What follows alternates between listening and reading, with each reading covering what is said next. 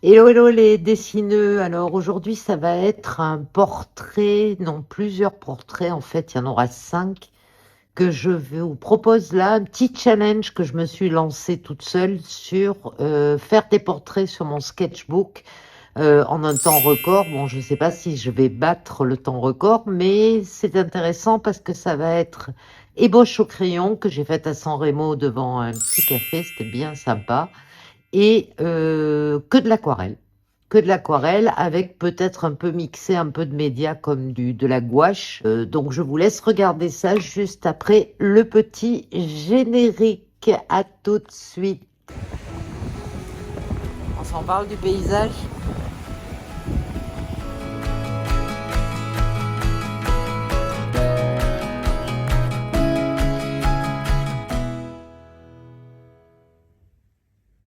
Hello, hello, j'avais un projet de sketchbook, c'était de dessiner quelques femmes directement à l'aquarelle après en avoir fait des boches au crayon.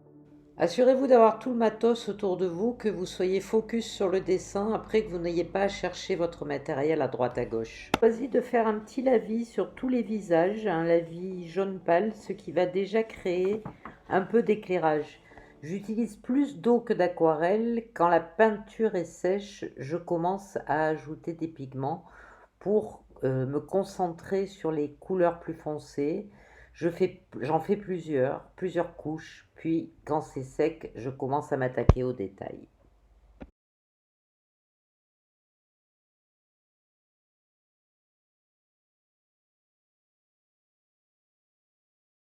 Ça permet d'apprendre à observer et à rester concentré sur le dessin. Personnellement, j'adore peindre des portraits. C'est mes dessins favoris parce que j'adore capter l'expression des gens que je peins et toutes leurs expressions, leurs attitudes. Je fais chaque détail un par un comme un pulse.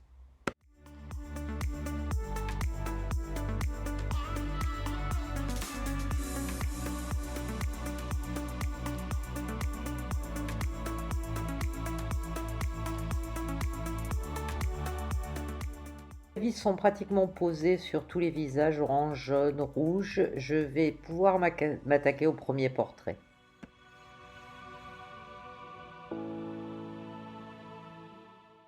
Pour ce premier portrait, je vais me concentrer sur des tons orange et jaune, jaune étant la lumière que j'ai voulu créer, orange étant plus ça va, plus je fonce avec le orange foncé, peut-être un peu de brun, mais tout est à l'aquarelle. Entre chaque étape, j'attends le séchage pour pouvoir réintervenir ensuite au niveau du portrait.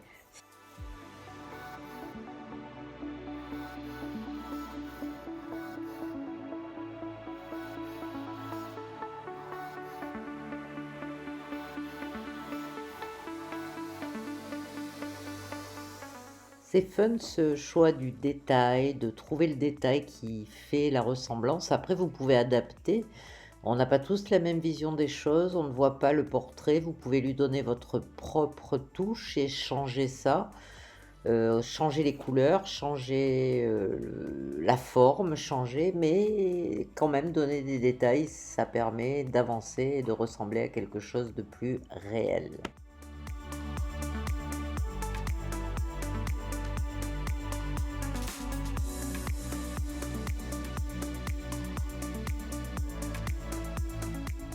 Pour le deuxième portrait, je me concentre sur une palette plus explosive, avec des rouges assez vifs, comme vous voyez. Je regarde ce que j'aime sur ce modèle et j'essaie d'y laisser ma propre touche, ce que je peux améliorer ou ne pas reproduire, comme je vous disais précédemment. J'aime beaucoup le côté rebelle de ce portrait, peut-être parce qu'il me ressemble un peu. Donc j'accentue volontairement les rouges, peut-être un peu pour choquer, et je superpose les couches.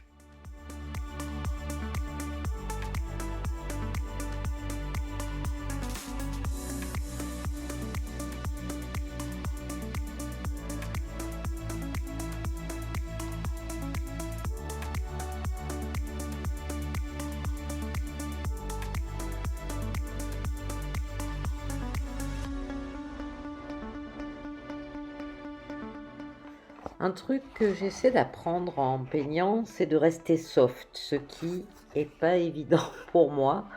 Ce que j'adore, c'est le réalisme et les détails. C'est pas facile ici, mais je me soigne, je me soigne.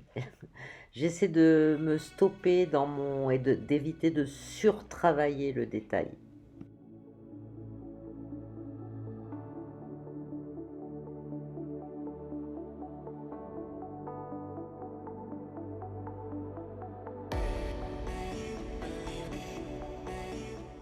Tac, le troisième portrait. J'ai eu un crush pour les cheveux rouges de cette fille et sa bouche qui siffle. J'adore mixer les médiums aussi. Donc là, ce que je fais, c'est que je rajoute de la gouache pour accentuer les blancs.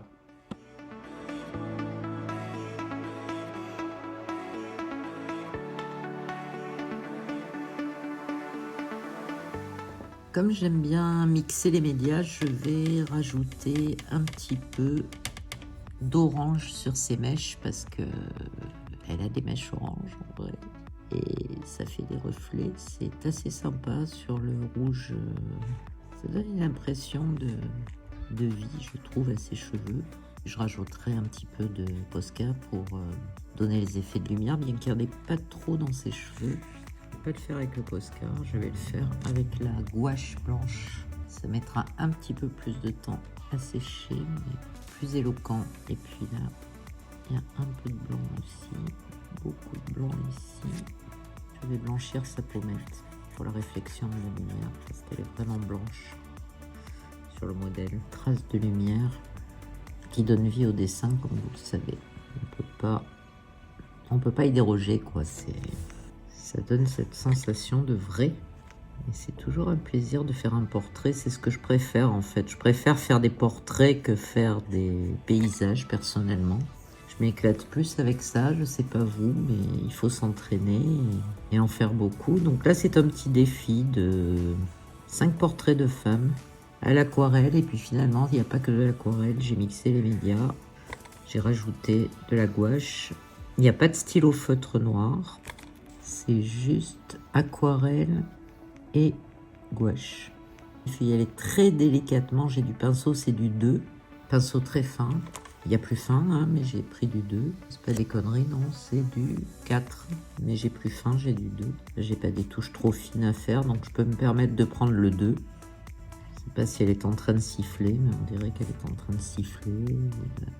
On se lance des défis, c'est sympa, ça fait progresser et ça nous oblige à dessiner.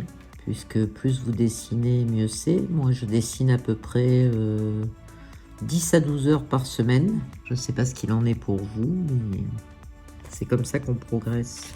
Parce que le dessin, ça s'apprend. On n'est pas obligé d'être doué. Certains le sont, certains le sont moins, mais on progresse en dessinant.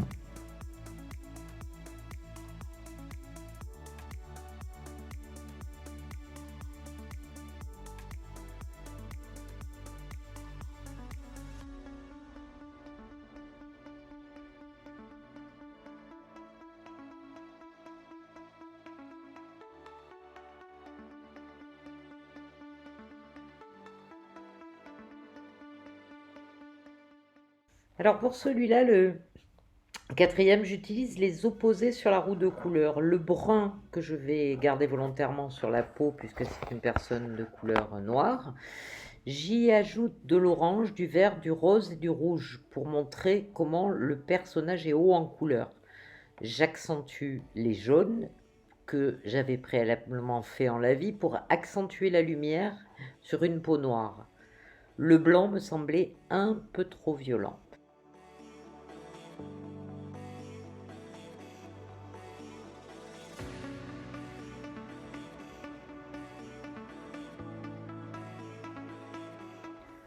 Le jaune est la couleur claire en fait. Les couleurs médianes comme le rouge, le marron, l'orange vont être utilisées pour les parties sombres. J'utilise aussi des couleurs comme le violet, le vert. C'est un petit peu un challenge pour moi parce que j'ai pas l'habitude d'ajouter des couleurs irréelles sur les portraits. Mais j'avoue que c'est pas mal, j'avoue que j'aime bien ça et que ça donne un style différent.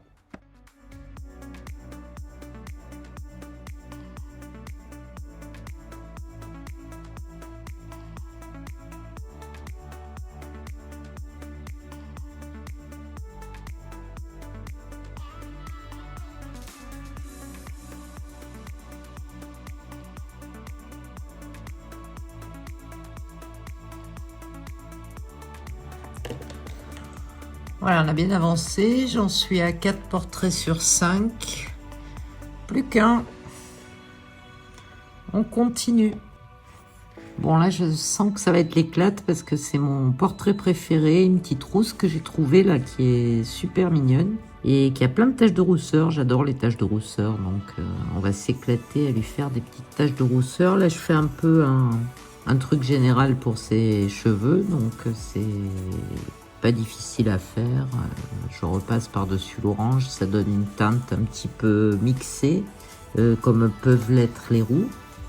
Hein, ça fait un petit lavis dessous qui est un peu sympa.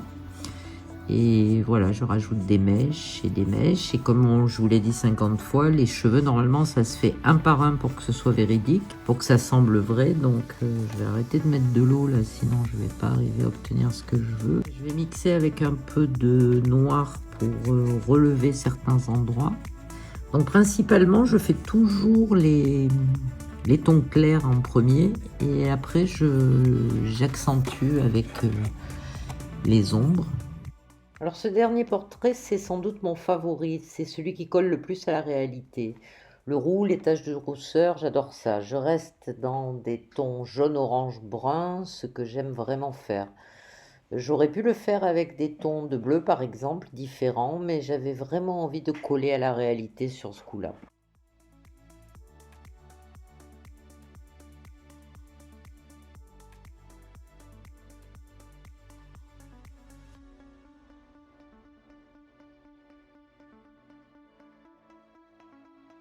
Voilà, les 5 portraits sont finis et comme j'aime bien que les choses soient liées ensemble, je vais prendre un petit bleu clair là, que je mixe un petit peu avec beaucoup d'eau et je vais relier un petit peu ces bonnes femmes entre elles là, juste par quelques coups de crayon, comme s'il y avait une histoire entre elles et j'aime bien imaginer des histoires comme ça lie un petit peu les personnages entre eux, même s'ils n'ont rien à voir et qu'ils viennent d'horizons différents. Mais j'aime bien faire ça. Ça donne une continuité au dessin, ça donne une homogénéité. C'est comme si l'histoire se racontait. Ça raconte une histoire, même si c'est un petit challenge que je me suis lancé toute seule. J'ai pris une brosse un peu plus grosse pour varier un petit peu, pour recouvrir et faire le petit bleu qui lie mes personnages ensemble. J'aime bien les relier. Puis les relier de façon un peu désordonnée, quoi. Juste pour donner un style. Il n'y a que celle-là qui n'est pas encore reliée. On va la relier par là, je pense. Voilà. Voilà, c'était un gros boulot, mais c'était sympa de vous montrer ça. J'espère que ça vous plaît, que ça vous a plu et que ça vous a donné envie de dessiner, parce que c'est un petit peu le but quand même. Voilà, je pense qu'on va s'arrêter là. Voilà, que ça n'ait pas l'air de 5 visages posés comme ça. En plus, j'enlève les taches des fois précédentes. Voilà, ça devrait suffire. Petite liaison entre mes petites bonnes femmes. Ce qui est important quand on se challenge à faire plusieurs portraits sur la même page, c'est d'essayer de choisir des positions différentes. Ça oblige à observer plus et ça fait avancer, vous progressez dans le trois quarts, le face, le profil. C'est intéressant.